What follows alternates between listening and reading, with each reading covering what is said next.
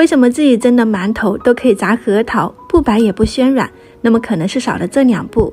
今天看完以后可以再去试一下。第一个就是面粉的选择，中高低筋所有的小麦粉都可以做馒头。1斤面粉为例，我们准备250毫升的清水，10克白糖和3克酵母，给它搅匀后就直接倒入面粉里面。馒头和馒头的区别还是挺大的哦。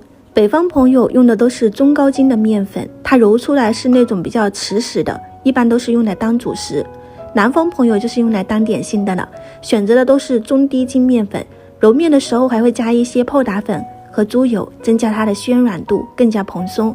揉出来的面团也是偏白偏软的。揉好后放到温暖的地方发酵至2倍大小，这个就不要看时间了，你直接看它的状态。体积比之前的要大很多，而且你拉扯出来里面有这种丰富的蜂窝组织，也就是在发酵的时候产生的气体。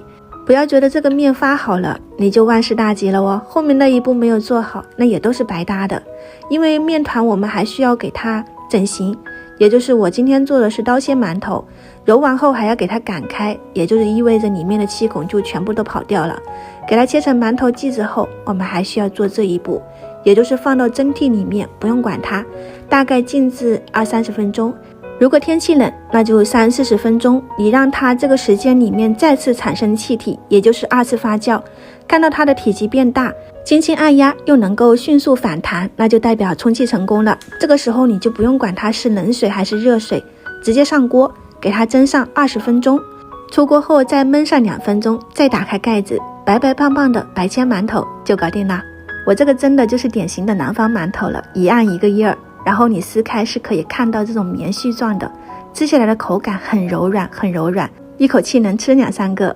如果你也想试一下，那就把这个视频点赞收藏起来，在家里面去尝试一下。喜欢我的视频别忘了关注我啊，我是夏妈，下期再见。